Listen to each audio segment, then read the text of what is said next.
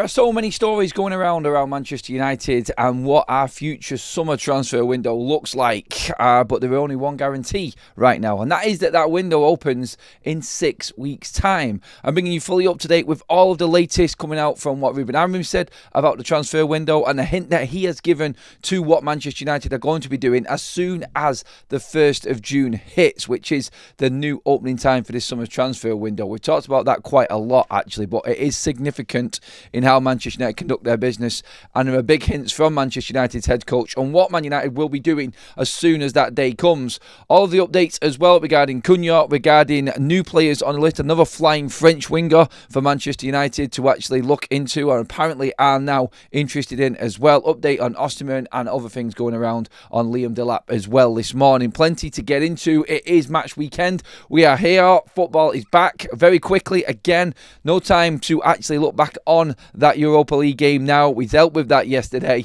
We had the joy, we had the emotion. It's now time to move forward. We looked at the academy players last night in the last night's show regarding who we think is going to feature, because RUBEN has obviously hinted at that as well in terms of what Manchester United are going to be looking at or looking like when we line up against Wolves on Sunday afternoon. So, yeah, we're going to get into that, and of course your comments as well in the live section. Happy Saturday, everybody. Hope you had a good Friday yesterday, and hopefully everybody is ready to go again for tomorrow, because it is important that we do try and carry on a little bit of momentum. The fact that the atmosphere was so good in that game against Lyon and everything that was in the build-up to that, I think filters down into what Manchester United need to be doing in the Premier League, as in need to be doing in taking the Premier League seriously, keeping the fans on board, keeping the fans excited with things. Because if you take that fan base into these big games against Bilbao in a couple of weeks' time, it's going to make all of the difference. If the fan base is on board,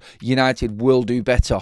And I think it's important that we don't just look at the Premier League as, yes, we cannot play every single play, we need to rest and prioritise, but still try and take it seriously and try and give the fans something to cheer about and something to be excited about. Because as them games go forward, if we do well in them games, then it obviously builds up to that expectation of the Europa League and getting everybody involved. And I think that's important to remember as well. So we're looking into Wolves as well in this show. We're going to go through the morning headlines first of all and get through everything that's happening with Manchester United. I want to start with what RUBEN Amorim actually said in his press conference, because it got lost because of all of the emotion of the game. So RUBEN's press conference for Wolves was after the Europa League game against Lyon, the embargoed version, after the initial, wow, what was that we just witnessed against Lyon. It got lost in translation completely. Nobody was even bothered or listening about the Wolves bits. But what he did say about Matheus Cunha being a good player, we touched on that last night. Obviously, them reports have come out. But the interesting thing that came out of the press conference ahead of Wolves was the transfer news, and Manchester United obviously moving forward as soon as that window opened. RUBEN was asked questions about United and improving the squad and going into the summer, and his response to this was, we don't really have time. It is key for this summer's transfer window to be the one where Manchester United make their biggest mark, make the transfers that are necessary. Obviously, if we're in the Champions League, like we've spoken about, it changes everything. But no matter what competitions Manchester United are in next season, the summer is very, very vital. And June 1st, when that window opens, is quite significant. 6 weeks tomorrow, the transfer window is open. So any story that's going around right now, or any speculation that's happening within the tabloids and broadcasters and everything else online, is probably something that we need to be really looking into right now. And the story today that I want to talk about first of all regarding Matheus Cunha and Xavi Simons. Now, last night we talked about Anton Semenyo and Sky coming out and saying that Semenyo is a top target for Manchester United, and RUBEN Amorim sees how he fits into his system. United apparently are front runners. I didn't know this. I'm only reading what Sky came up with yesterday, but that's the story that's flying around. You'll see online as well at the moment. But another story that's come out, and we know that Manchester United are interested in Matheus Cunha. We've already spoken with his agents. Everything is in place in terms of him wanting to make the move. We have to see out the rest of the season. But obviously, United need to structure a deal and make it happen. Make it appealing for Matheus Cunha. Now, I don't think we'll be talking anywhere any further down the line unless there was an inkling from United that Cunha was happy to come on the wages and the contract that they were offering. They would have got a good sign that Cunha was happy with everything that was in place, personal terms and everything that Manchester United wanted to give him. I think we've been moving forward now. So this is, you know how transfers work. We've done it loads of times on this show. You get through the personal side, get an idea with the agent and the player whether he's up for it and whether he wants to come, and then obviously you move on to the club negotiations. And Cunha is the most straightforward transfer that you could have. His new contract that he signed with Wolves in January is the one that gave him the 62 million release clause, just to give something back to Wolves if he did end up moving on and they could take maximum value from him. That was the agreement. United know that he is an admirer of the club, supporter of the club, and has come out and made it very clear that he is really privileged to have actually been linked with Manchester United before. All of that's done. So it's set out pretty much for Manchester United to go in and say, right, this is what we want to offer you. We're hearing that he's not bothered about Man United being in Europe or not. I don't know if that's true. Again, that's just what's been said. And the people around Cunha, according to Ben Jacobs from his report previously, has said that he prefers to go to Manchester United. He wants to be at United. Even though Nottingham Forest have made an offer for him, and a significant one, he wants United or another bigger club than Forest. Again, don't want to sound disrespectful to them, but that was the story going around. Now, Manchester United's need for speed in the transfer window is very clear. They need to make a decision on certain players that are coming in. I think Cunha is a definite set-in-stone target, no matter what happens, Champions League or not. And I think that's where we're at with Matheus Cunha right now. But obviously, we do know that there are other teams that are interested in him and interested in other Manchester United targets. Now, that's where Liam Delap comes into it as well. And obviously, we know from what's been said this week regarding Liam Delap about Manchester United, obviously, perhaps needing to have European football to offer to Delap. Now, Chelsea's side of things, they are obviously behind Manchester United in the contract and the personal terms, but hold a better chance of staying in Europe and being able to offer European football next season again. And Chelsea will be looking to try and sign Delap before the Club World Cup. So Delap's going to be done within the first 2 weeks of June. So within the next 6 to 7 weeks, we will know where Liam Delap is going. That deal will be done, because if Chelsea are in for him, then they want him in for the Club World Cup. And the riches that basically that brings, if you can bring any player in that's going to give you an advantage of doing well in the Club World Cup, then obviously that is pretty much going to pay for any of them transfers. Over 100 million in prize money for being in the Club World Cup. If you buy a player on the 1st of June, you can still balance your books and bring in the Club World Cup money before the financial year ends on June 31st. So Chelsea can do business and then cover it by the Club World Cup. So if United want Delap and they're interested in him and definitely see him as a top target, that will happen in the first 2 weeks of June. It has to, because Chelsea are the only other party involved, and they will take him definitely if United haven't. So we're going to find out about Delap very, very quickly. And what Ruben said regarding United needing to move quickly and move fast and get things in place, because this is the one transfer window which is open and free of any international football or complications, especially while he's in charge of United. Because let's be honest, like, the next window is going to be the World Cup, and then we don't even know where his contract's going to be. So I think what Ruben is saying in for Manchester United, talking about the World Cup and the summers after this one coming up, are going to be short on time and definitely not ideal for transfers. So this one is very, very important.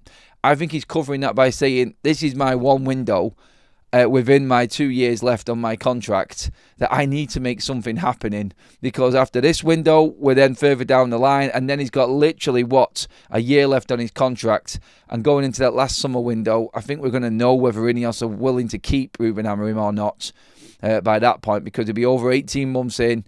Obviously, then we're into the last year of his contract, and, well, you know what happens. If it's not happening on the pitch, then Ruben will probably be given his marching orders. So, yes, this summer is key, and what Ruben is saying, yes, is right for the club, but behind the scenes, I think it is more likely that he's looking at this and going, I need to make this work for me. I need to get these transfers in.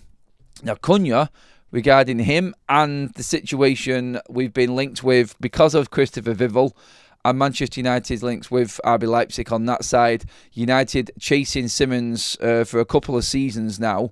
Xavi Simmons, this is, from RB Leipzig obviously made that move from PSG.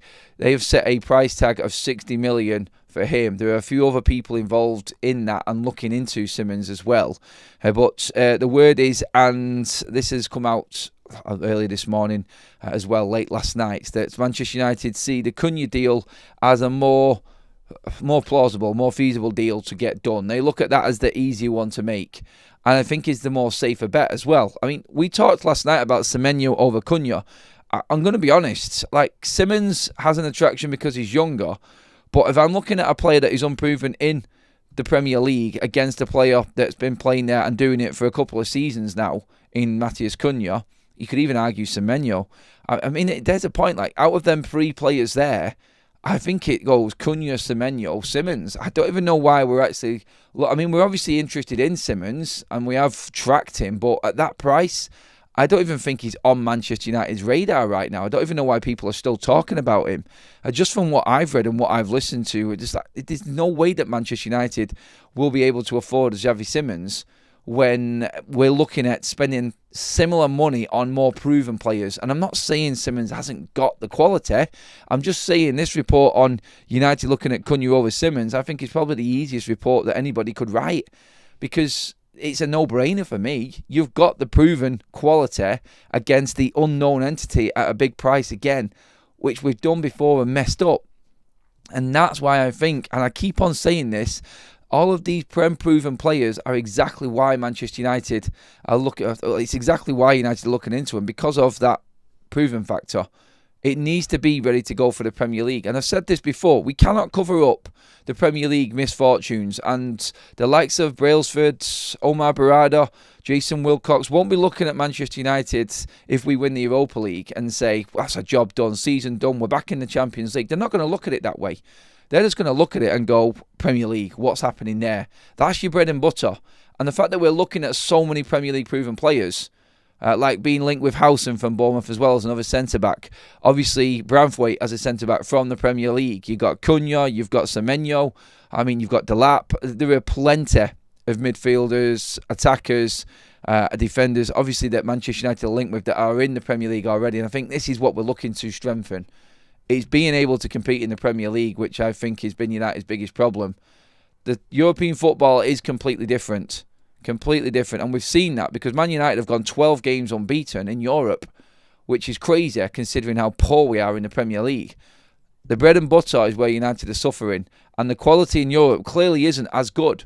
It isn't as good. So it is all about the Premier League and why we're linked with Cunha and Semenyo. Simmons doesn't come into it for me. I'll never say never, but if I ask the chat right now, and I've not even looked into the live chat right now, if I offered you Semenyo, Cunha and Simmons, I think Cunha wins it hands down, personally. I can see Semenyo's appeal.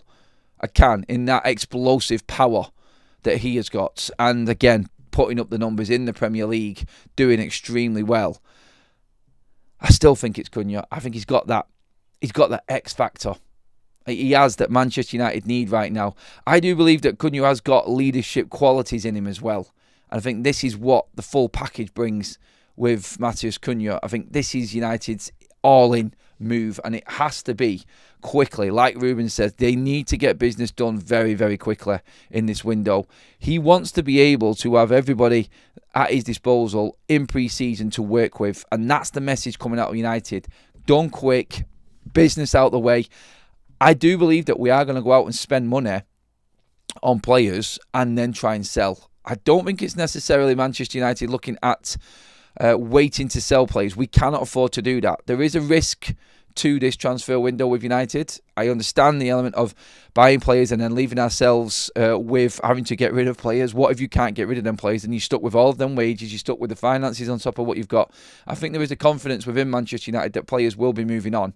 And like I've said many a times before, now that we've got the structure in place and now that things have changed, as a fan, I feel a little bit more confident that United are actually in a better position to attack this transfer window and do it properly, especially with the work going on behind the scenes now for over a year with a proper structure in, compared to last summer of just a couple of months of having new people in place before we went into the transfer window. The preparation for this one I think, is 20 times better than what it was last year.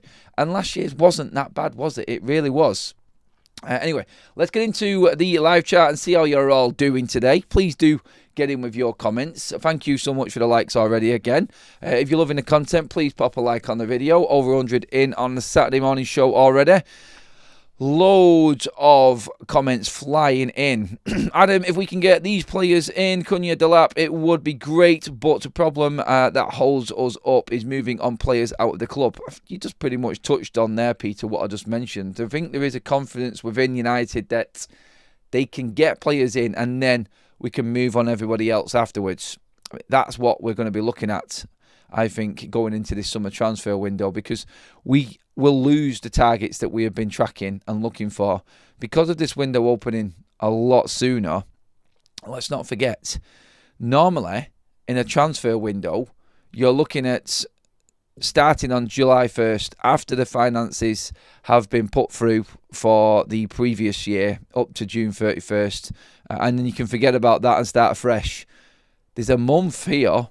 Obviously, there's a gap in between. I think a 6-day gap when the window shuts again and then opens on the 16th again.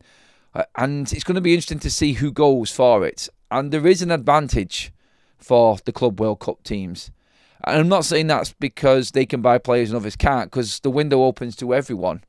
But they have the finances of the Club World Cup to back their transfers up. That's the advantage that they have got. And this is the problem United have got. Because we're not dealing with the transfer, we're not dealing with the PSI year from July 1st going into next year. We're still dealing with this one. And this one is part of the 3 previous years, which have been Ten Hag's first season, Antony, Casemiro, that summer, when United went and spent a fortune on a revolving credit facility, which is still gathering interest now. So you've got that to add into the first year. The second year of this term is the Rasmus Højlund, Mason Mount and Andre Onana season. And we know what happened in that one and how much United overspent in that window. And then last summer, which was 200 million. So if you think about the net, so you just think about the actual gross spend there for Manchester United in them last 3 years. That's the year that we're still in now. So when the window opens on June 1st, and we're trying to get these extra deals done now quickly, we're dealing with the last month of that 3-year cycle. And you have to have come under £105 million, overspend by 105 million in them 3-year periods. So you can see the work that United have got to do. I don't know how they're going to manage to do it or what the plan is. And this is where it gets interesting. The need for speed and getting deals done quickly because of other teams and competition for top players. They're prioritising the football on the pitch. I still don't know how we balance the books. You could say, yes, the Malaysia tour being thrown in and having that money from that tour comes in before Manchester United's PSR window shuts on June 31st. You've got that. And maybe Manchester United could sell some players in that gap between June 1st and June 31st and try and balance this cycle as well. So when we say, like Peter says there, and I say I think United can go out and buy, I think it's necessary targets first of all that are cheap and gettable. But I think there'll be some movement within Manchester United on players going out in June straight away as well, just to try and balance things up. And like we said last night, the importance of the Europa League. Manchester United already gathering 25 million in prize money, let alone the commercial side. That's not even added onto it. So United getting that money in place is helping us in this first little section of the transfer window coming up as well. They're interesting little facts that not many people have picked up on. But yes, we're dealing with 3 of the worst transfer windows in the club's history in terms of spend and taking money back from. The only bit to last summer which helps Manchester United is the amount of 100% pure profit we made from sales. Now you may think it's, in terms of PSR, that looks like Manchester United are way over the line because of all that money that was spent, and we didn't sell many players either, did we? But when you look at what Manchester United sold last summer, it's really, really significant because it's 100% profit, which goes across the financial fair play system and PSR a lot more. Think Hannibal Megdra, what was it, 8 million? Willie Camberwala, 7 million. Straight there, that 15 million 100% profit is massive. Alvaro Fernandez, another 7 million there from Benfica. So straight away there, you're looking over 20 million, and then 3 academy players that weren't even featuring for Manchester United. So there's 100% profit on them. Then you had Scott McTominay. What was that, 27 million or something like that, creeping up to 30 million for him. I think he's going to hit that 30 million mark as well.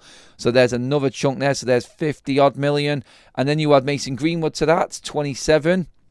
You're looking at near enough Manchester United bringing in close to £80 million last summer of 100% profit, which is how we managed to spend 200 million last summer as well. I think we have balanced the books well when it comes to 100% profit academy players being sold. And remember what Sir Jim Radcliffe said right at the top when he first took over. There will be academy players that are let go and sold this summer. They're not hanging around with players. They're not letting players just linger around at Manchester United. They're not going to make it. They're out the door. There's going to be all of that. Obviously, then you're looking at the likes of Marcus Rashford leaving Manchester United. If Greenwood does go again and sold on by Marseille, that money coming in also.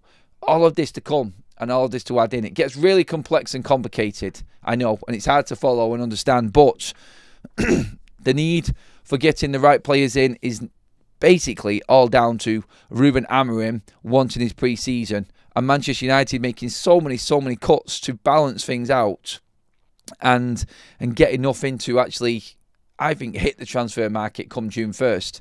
It's going to be a free-for-all, I think, in terms of clubs looking to move players on. This will be, I don't think it'll be the most spent in the transfer window, but definitely the most players moved on in a transfer window. I mean, the volume of deals, there's going to be absolutely loads going in. But yeah, just to sort of give you an idea of what United are up against. Anyway, Mark Wayne with the super chat. Thank you for coming into the chat now, everybody. Sorry, I just needed to go on to that there from what Peter said. I went on with myself a little bit. Sorry, but I'm back in the chat right now. My voice is totally gone from Thursday night. Memories of the game from '99 came flooding back. I was in tears. The passion was unbelievable.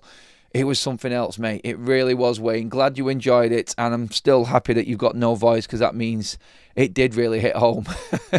There were a few sore heads yesterday. Thank God it was a Good Friday and a bank holiday in England, eh? Everyone had a full recovery day after that. I think we all needed it. United Amorim hoodie sold out at United, but £25 cheaper online anyway. I didn't even know there was one, to be honest. As in the black and white one that he wears. I had no idea. I don't buy anything from Manchester United, so I'm not too sure. It's all about building from here. This summer, we need to win the Europa League to fund the build. Without it, we are shopping in Poundland and won't be attractive to the players we want. I think we still are. I think we can get Delap and Cunha without European football. I think that is definitely something that is going to be happening going forward. I think them two in particular, I don't see being the issue that most people are making out. I don't see it being a problem for them. Obviously, we're going to have to do a little bit more than other clubs, but I don't think it's going to be the be-all and end-all if we're out of Europe for them particular players. Others, yes, definitely. Let's not fall out opinions on players, lads. Are the people arguing amongst players? I tell you, opinions are flying. Try and keep it civil, everybody, please. Let's not fall out too much. Just watch some clips. Verbruggen could be a good signing. He has something De Gea lacks, which is playing out from the back. Something Onana lacks, which is stopping shots. He has both. Jonathan says, I think we need 2 strikers. If we get only striker, we will be 1 injury away from where we are today. Xerxes is a striker only in an emergency. 2 would be ideal. I think we may see promotion of Chido come through into next season. I still feel like it is a bit too soon and he shouldn't be pushed into that situation, but I think he will be moved forward as an option for Manchester United. I really do. Welshman Forever, super chat, thank you, mate. Sorry, Adam, I missed you Thursday night. It was outside from 8 p.m. till 10:45 p.m. I was sitting by the benches, waiting to meet you. Oh, sorry about that, mate. I was in and around there as well, but it was a bit frenetic with the tickets, and the situation with the Lyon fans as well caused a bit of a nightmare. So when I turned up, it looked like I had to get in the queue. Literally only just got in to see the opening Tifo banner and pyros and stuff like that, mate. It was crazy. And the organisation, I think, was out. There was something wrong on Thursday nights, and I think even must have picked up on this as well. And Leon have actually put out a statement as well on their website and their social media platform about the ticketing and the situation outside of Old Trafford, trying to get feedback from the fans. So, yeah, it's going to be looked into, that one, but it did cause a lot of problems, mate. Thanks for the super chat, Welshman. We'll get there to the next one. Is anybody at the Wolves game this weekend? Let me know, please, everyone. Okay, let's get a few more comments in before we move on. We'll talk about the game in a bit. Flash, I can see your comment there, mate. Thank you. Can't wait to see the kids play this weekend. Hope set up and show out. Hope set up and show out. Not sure what that means, actually, to be honest. I'm guessing it just means that they turn up and obviously have a good game. Correct me if I'm wrong. Dalot's got to go. Watch Leon's second goal back, soul back, and lets the player get at him and lets him cross. He does it all the time. Peter, I know Dalot's lack of quality in certain parts of his game and position have been brought up recently. He's had a poor season, Dalot, I think. Hit and miss certain at times, but overall been poor. I'm still in Manchester nursing a 2-night hangover, and then you're going to top it all up tomorrow, aren't you, Sean? Thank you. Cheers, Block. I'll be in the same place again, mate, and I will buy you a drink tomorrow, mate, if you are there. Hopefully you are, because me and Kaz are there. It'd be good for you to have catch up with Kaz as well. So, yeah, looking forward to tomorrow. Right, into the news. I've been on long enough about that first section there. Wow, how's it got to 26 minutes? Oh, my days. Right, okay, moving on to the other news as well. And here's a name that not many people will know about. I'm going to try Maganes Akalouche, I think is how you pronounce it. He's a French right winger from Monaco, 23. Decent, but not seen enough of him. I think I've seen a bit of him in the Champions League this season when watching him. He was in Aston Villa's. Obviously, Villa played over away at Monaco as well.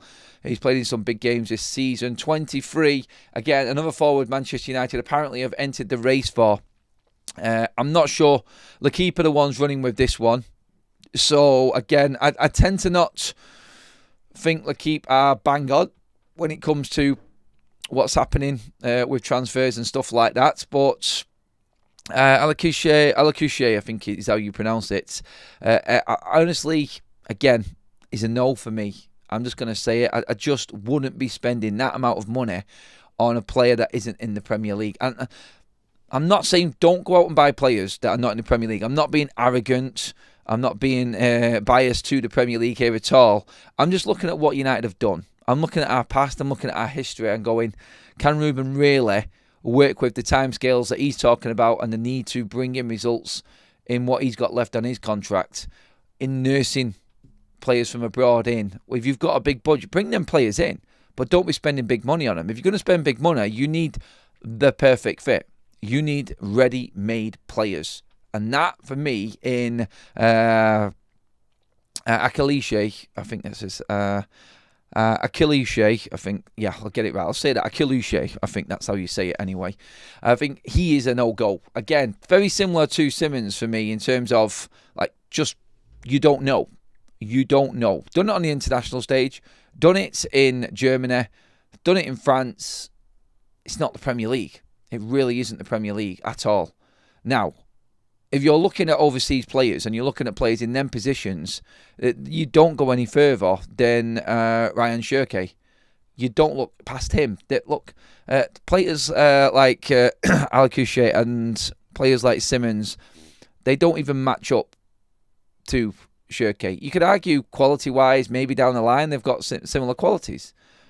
But for the price that Shirky is, for what he's done to United and what he's proved in them 2 games, and for me, the whole package overall, his age, everything that's involved in that, I just look at that and go, you can't look past that. If you're looking at players overseas, then Shirky has to be top of the list when you're looking at that area. Surely, doesn't he? Because you're not going to go out and buy these other unproven players with the money that they're asking for. Like Monaco wants 60 million. RB Leipzig wants 60 plus million. It's not going to happen. United can't afford to take that risk with that sort of money anymore. And we know this. Jordan has just gifted 2 memberships. Thank you very much, Jordan. You absolute legend. 2 more new members in on this live stream. Creeping up to 200 live likes as well, everybody. Thank you so much. Make sure that you do give the video a like if you're loving the content, and make sure you've subscribed as well to Forever United TV. I'm going to get into a few more comments on this one. Is Shirky a no-brainer? New brainer. I need a new brain sometimes, honestly. I have now been to a game that Block has been at, and we have won. Going to mark that in the diary, says Jonathan. I think you could. That'd be a challenge all the way through this season, Jonathan. To be honest, just seeing United win at Old Trafford has been a chore, hasn't it? It really has. Liam Whitehouse, Shirky is a Hazard-esque type of player. Gets him in. Agree on that one. He causes so many problems, doesn't he? So many problems. Yeah, we're still paying for ridiculous Erik ten Hag signings, but that era is coming to an end. No crazy signings, hopefully. Look, I don't mind United spending big money on a player, but that player has to come with guarantees. That player has to come with the obvious improvement to Manchester United's starting 11. You can't be spending 40 million plus on a player if he's going to sit on the bench. That doesn't happen. Any player that comes into Manchester United has to be a starting 11 player. And that's the big money signings. Anyone significant, and you know what I mean by that. That could stretch a long way in terms of how much you would spend, obviously, on a certain player. But if you're going to spend, let's say, for instance, let's just mark it off. Any player that you bring in for 30 million or more has to be a starting 11 player for Manchester United next season. You cannot be wasting any money at all. I'm fine with all of the young talent that's flying around. I'm fine with all of the prospects that could possibly be coming into Manchester United, the young teenagers. They're fine to be sat in the squad on match days, trying to fight their way into teams, being back up to Manchester United. To United's first team. That's no problem at all. I like that development side of it, and I am really interested, as you all know, in that side of Manchester United. Just on that as well there. Again, more stories coming out about Subiabre as well. Ian Subiabre, the River Plate wonder kid, 17-year-old from Argentina. He has been, again, more talks linking him to Manchester United. Us and Chelsea, again, going head-to-head for the signature of Subiabre. He is supposedly the next best thing to come out of Argentina. And at just 17, more stories coming out on him late last night as well. Eduardo Burgos, the journalist over in South America, was the one running that story last night, and a few other people have jumped onto that. You remember from Sully Talks from Twitter telling us about this and the interest in Subiabre from other Premier League clubs, and United definitely at the top of that list. We have been all over this from the get-go, and it does look like it's gathering momentum again. That sort of signing, yeah, no problem. That's fine, because you're not going to spend a lot of money on that. Anything significant financially wise has to be going right into that Manchester United starting 11 and has to be competing for first team spots. Simple. I think that makes sense for everybody. That's it. So yes, I feel like the money, Cunha, Delap, these sorts of players, they're where you need to be spending money. If you're going to be spending money on an overseas player, someone like Shirky, at that price, it's going to be probably less than 30 million. Good God, 30 million for a 21-year-old who can do that. Why are United not all over this deal? Some people have brought up his levels, his commitment, his fitness. Look, I see passion in that man. I want a passion monster in this team. I want someone who's going to fight. I want someone who's going to be an absolute ass and really wind up the opposition fans like he was doing to the United faithful. Look, United will turn around very quickly, United fans that is, and take Shirky to their hearts if he's doing the same thing for them. This is what football is. And yes, where he was winding United fans up, I was like thinking, don't go too far because I don't want you to be hated. But people have picked up in the fact that Patrick Dorgu has started following Shirky on social media as well now, which is quite funny when people do that. Oh, he's following him. That means that United must be signing him, or he must have been told that United is signing him. It's not. It's nothing like that. But still, Shirky is a no-brainer. Cunha and Delap. Can you imagine that? Can you imagine your options right there? And then have said this before. Like, Ahmad will be, I think, a 10 next season, even though we are hearing rumours about the right wing-back role. Now, you have got two young lads, like we said last night, in Jaden Kamasin and Bendito Mantato coming into Manchester United's, or breaking into United's first team. Both right-sided, attacking fullbacks who could play that wing-back role for United. Do we need to go out and buy a right wing-back? Could we save that money and go out, all out on our attack and buy the players necessary? You could go out and spend 130 million quid. 130 million doesn't seem too steep, does it? And buy Shirkey, Cunha and Liam Delap. It completely transforms Manchester United's attack. Completely transforms it. Now, obviously you've got Mount. Obviously you've still got Garnacho. You've got Ahmad who can play there. You've got Kobe who can play in there. All of a sudden you're talking absolute options. And last night's show just wasn't like a special just for the academy players coming through. I think there's more to it. And what I mean by that is the likes of Sekou Kone coming through into midfield. Do not disregard that man being in United's first team squad next season. I'm telling you now, there is something about Kone, and I put him on my list as a player to come through this season, actually, with what we're doing with the Europa League and resting players and playing academy in the Premier League games. Kone next season could save United a fortune. So don't disregard that as United need to go out and buy another holding midfielder. Watch Kone. Watch what he does. He will feature in the pre-season. I hope he takes him to Malaysia, actually, just to see what he's all about there. And then we've got the 3 games in the USA and another one against Leeds as well so far. So 4 games in July going through to August is United's pre-season tour so far. I think Kone will feature heavily. So you could say that realistically, United could have Ahmad to play the right wing-back role. You go out and spend all your money on your forwards. You could have a midfielder coming in. Let's not forget, you've got Toby Collier as well, who is in Manchester United's team already, who could start getting a bit more game time. I know he hasn't done too much. He's only been used sparingly. But we have got younger lads coming through. I know we kind of need that experience. And if there was one more player to buy, personally, I would be going out. So you've spent 130 million on Cunha, Delap and Shirkey. I think all gettable. I do believe that them deals can be done. And someone will buy all 3 of them players this summer, so you know that them deals are gettable and they're definitely going to happen. It's just if United can make it happen for them. I think that's the only question that we've got in this. But you've got them 3 there, and then if United manage to move players around, or indeed win the Europa League, Edison in midfield, bang. That there, 4 players that will go right into Man United's first team and feature heavily and transform Manchester United into a top 4 challenging side. That is that right there for me. Them 4 players, and you could argue you could bring Trincao in instead of Shirkey or Cunha. Obviously, you've got Ahmad there still and Mason Mount to play in them 10 roles. Maybe you go out and buy a midfielder in Edison instead of going out and buying Shirkey and Cunha. You can mix it up. You can see where I'm going. But honestly, right now, Manchester United's attack is weak. The fact that Man United, and I did this stat last night, the fact that Manchester United have scored 12 goals, yes, 12 goals in 4 knockout games so far in the Europa League.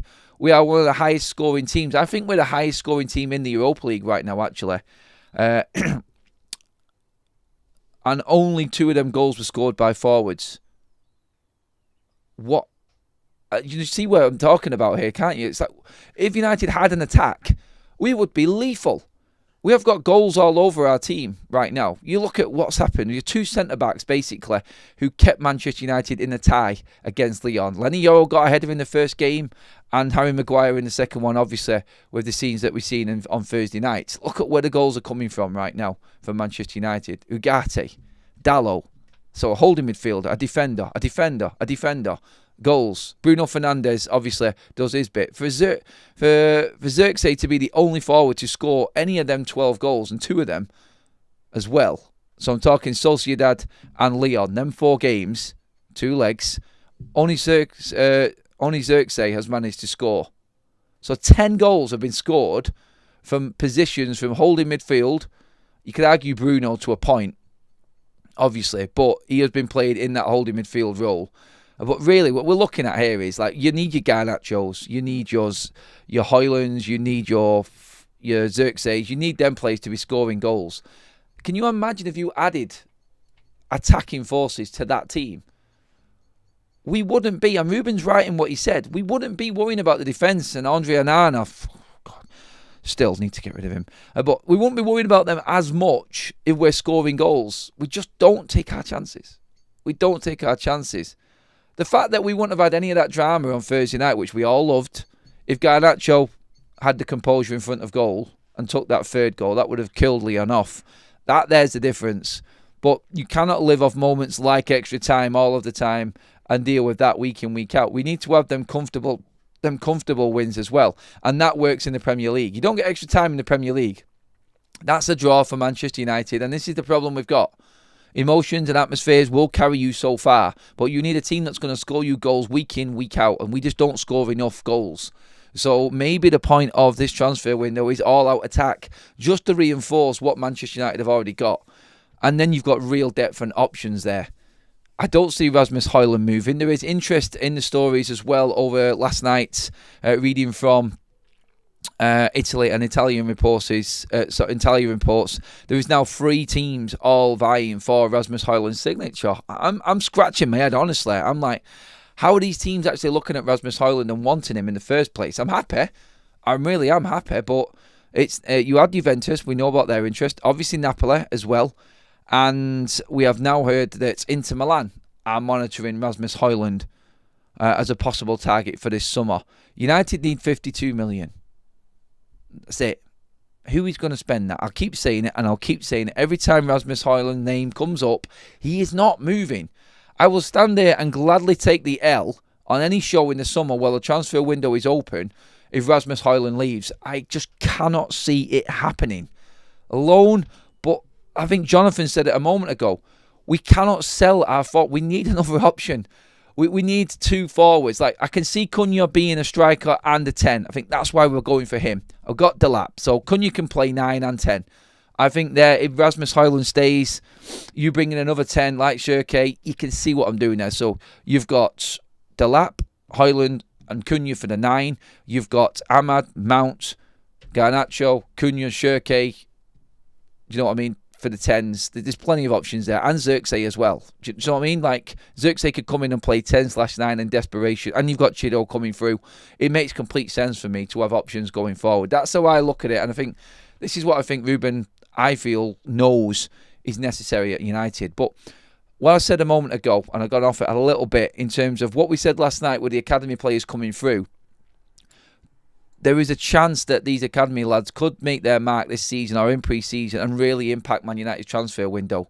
The likes of Jack Morehouse and Sekou Kone for midfield, they could really come through and smash it for Manchester United and definitely change the landscape of the transfer window. 100% that is doable. 100% I feel this could actually happen. Wow, well over 200 likes in this show. Thank you, everybody. If you're loving the content and my views, I'm going to come into your comments now, so it's not all about me. But if you're loving it, please give the video a like. Make sure you have subscribed as well. Okay, right. United Spotlights. Carl, how are we doing, mate? We went all out defence. A few typos there, mate, sorry. It gets me every time as well, mate. Now we have Nout in attack. We go all out attack, and we have nothing in central midfield. We need midfielders who can control games. Leon doesn't happen with 2 proper ball-playing, disciplined central midfielders. Look, yeah, I get it, but we need goals first, mate. We cannot fix Rome in a day. And Manchester United right now, I think we need options in attack more than midfield. I do think we need that. I do know that we need a midfielder, though. I'm not ignoring it. And you know what? This could be everything sorted if Man United win the Europa League. If we win the Europa League, we can go out and buy Edison. Game changer. And we can buy them 3 up front that I said. Delap, Cunha, Shirkey, Edison. Them 4 signings for Manchester United, take us challenging for the top 4 next season. Definitely. I believe in the defence that we've got. I think De Ligt's been a fantastic signing. I think Mazraoui in the back 3 is excellent. Yoro is maturing. The signing of Aiden Heaven is absolute gold. He can come through as well. Obviously, you still got Maguire for another year as well. Centre-back is sorted. We've got Diego Leon there for left wing back. We've got Dorgu. We've got Harry Mas possibly. We've got Kamasin and Mantato coming through. We've got Dello as a squad player, although I would sell Dello to make money. I know it sounds harsh, but I just would. I think that is necessary right now for United just to actually try and buy players that are going to be coming into the first team. But then again, I would like to see what these younger lads could do as well. Maybe you could invest there. But I'm saying that we have got cover. We have got players there that can do a job. So, yeah, it's going to be really, really interesting to see what United's priorities are. But I think it is going to be the forwards. I really do. I really do think it is going to be forwards for Manchester United going in to the summer. I'm just going to double check on everything that's coming through quickly to make sure that I've not missed out on any news that's just floating around. Yeah, if we win the Europa League, it gives us 2 weeks before the transfer window opens, which is crazy, yes. So, obviously, work needs to be done now and contacts need to be made. That is, in terms of timescale, what United are looking at. That's interesting on its own.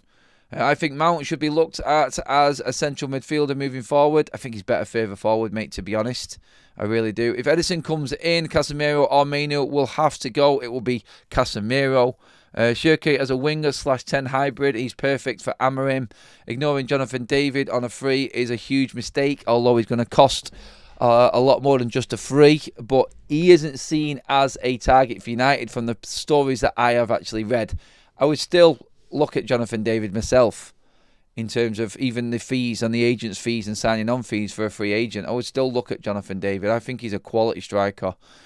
Jonathan in the chat says, Italian clubs looking at Highland as a cheap summer option. They think United will offload on the cheap, and it won't happen. United, I think, these days are standing firm, and the structure in place has definitely got United operating in a different way. We're not going to be the pushovers that we once was before. Kobe Mainu isn't a teenager anymore. Happy birthday, Kobe Mainu.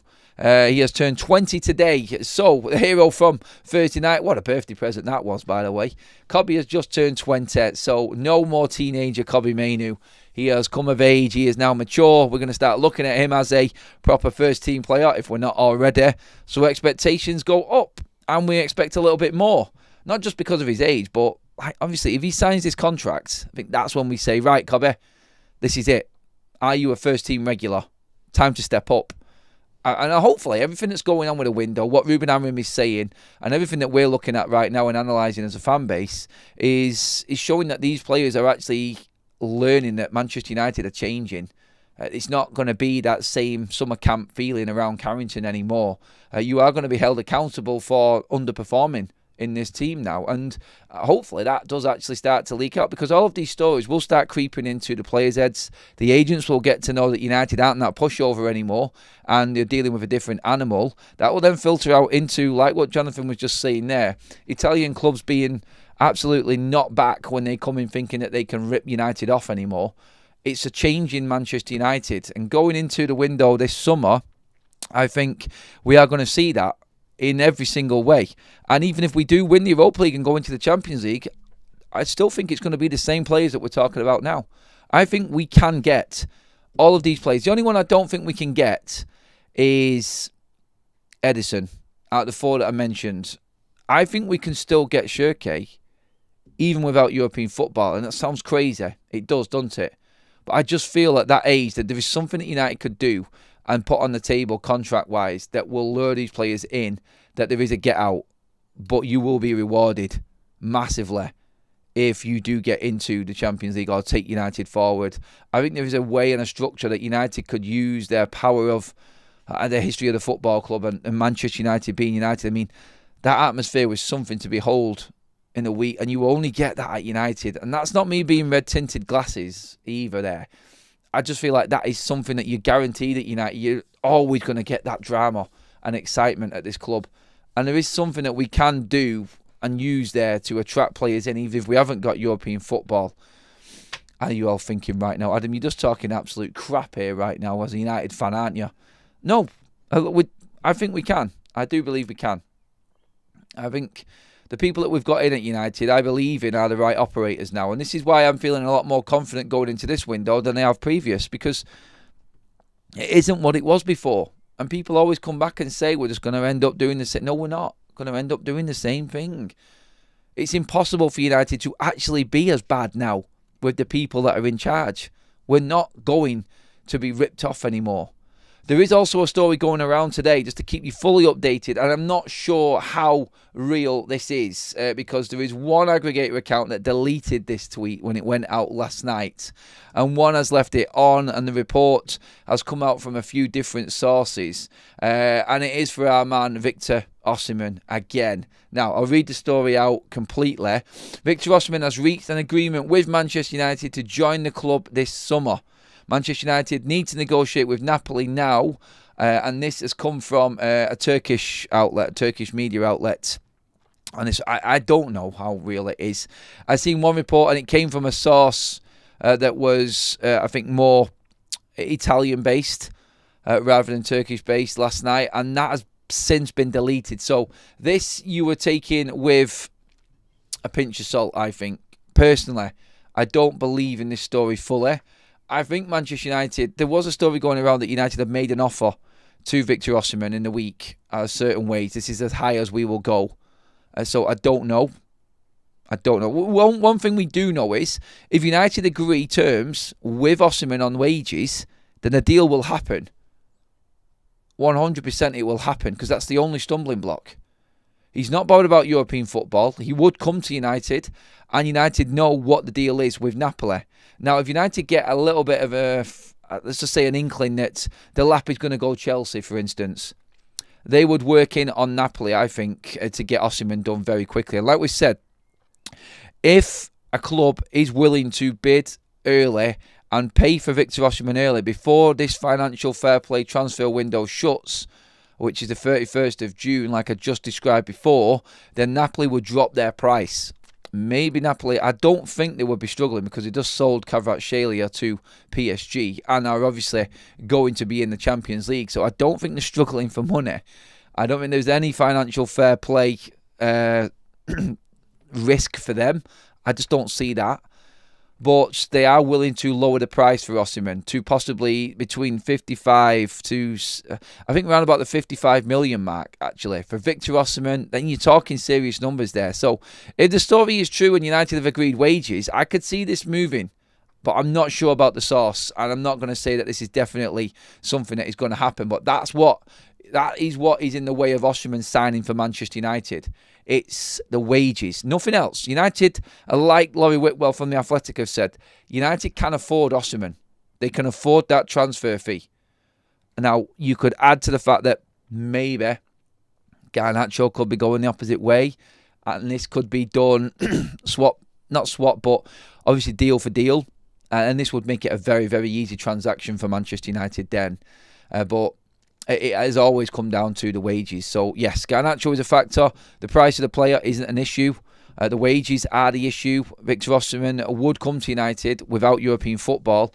And if you did manage to get Osimhen in, knowing that the lap isn't going to be coming in, then I don't think you're going to get many Man United fans complaining about that one either. But, yeah, that story is going around. You may see it. I cannot say that it is 100%, because I've seen someone delete something similar late last night, and then it's come up again this morning, and it's a slightly different source than what it was last night. So looking into the detail, I'm not fully convinced on this one, but I do know for a fact that it is the wages which is holding up any movement for Victor Osimhen at all. If United wanted him, it would be his wages that stopped the deal happening. That's it. Nothing else. And that pretty much wraps up our show this morning, everybody. We have done whoa, that is a very long show. All right, we have 262 likes in the bag, everybody. If you love the content and love the morning show, then please do give the video a like on the way out. Let's get as close to that 300 mark as we possibly can. But for now, that is me all done. There's so many comments coming in there. Sorry if I didn't get to you.